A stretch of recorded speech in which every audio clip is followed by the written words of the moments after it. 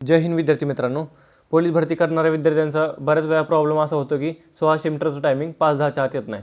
जर तुमचं 1600 मीटरचं टायमिंग 5-10च्या आत आलं तर तुम्हाला 100% 20पैकी 20 मार्क पडणार आहेत. जर ते 20 मार्क हातातले जाऊन द्यायचे नसतील तर हा रनिंग वर्कआउट जर तुम्ही फॉलो केला तर 100% 1 महिन्याच्या आत तुमचं रनिंग 5-10च्या आत येणार आणि तुमचं टायमिंग पण इम्प्रूव्ह होणार.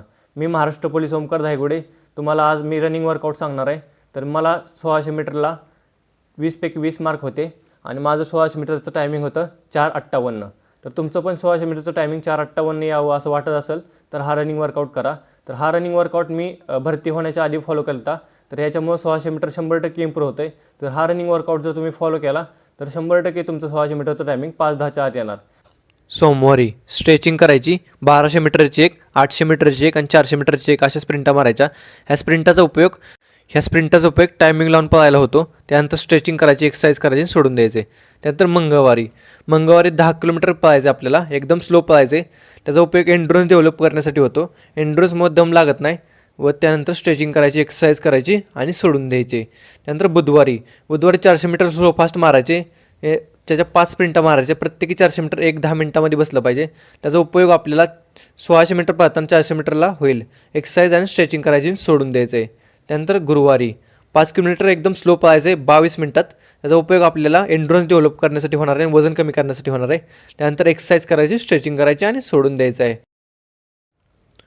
त्यानंतर शुक्रवारी हिल वर्कआउट किंवा पायऱ्याचा वर्कआउट 10 वेळा करायचा आहे. त्याचा उपयोग आपल्याला स्ट्रेंथ डेव्हलप करण्यासाठी होणार आहे. स्ट्रेंथ महत्त्वाची मित्रांनो 1600 मीटरसाठी. पाया मांड्या भरून येऊ नये म्हणून एक्सरसाइज करायची, स्ट्रेचिंग करायची आणि त्या दिवसाचा वर्कआउट संपवून टाकायचा आहे. त्यानंतर शनिवारी आपल्याला स्पीड डेव्हलप करण्यासाठी 200 मीटरच्या 5 स्लो फास्ट मारायचे. प्रत्येक 200 मीटर 30 ते 27 सेकंडमध्ये बसलं पाहिजे. त्यानंतर एक्सरसाइज करायची, स्ट्रेचिंग करायची आणि रेस्टला जायचं आहे. त्यानंतर संडेला पूर्ण दिवसभर एकदम रेस्ट करायचा आहे. कोणत्याही प्रकारचा वर्कआउट करायचा नाही, आराम करायचा आहे, एकदम झोप घ्यायची पूर्ण.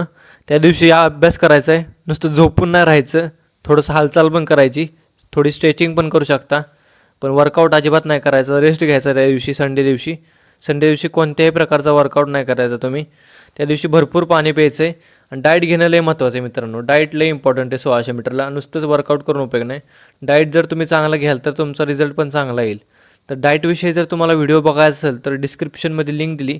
डाएटविषयी मी व्हिडिओ बनवला आहे. 1600 मीटरला काय काय डाएट घ्यावी याविषयी मी सगळी माहिती त्याच्यामध्ये सांगितली. तुम्ही व्हिडिओ पूर्ण डिस्क्रिप्शनमध्ये बघू शकता. 1600 मीटर इम्प्रूव्हमेंटसाठी प्रोटीन पण घेऊ शकता तुम्ही. आणि तुमचं 1600 मीटरचं टायमिंग काय येतं आहे हे कमेंटमध्ये सांगा. लाईक करा, शेअर करा, सबस्क्राईब करा आणि नेक्स्ट व्हिडिओ तुम्हाला कशावर पाहिजे हे तुम्ही कमेंट बॉक्समध्ये सांगा. जय हिंद.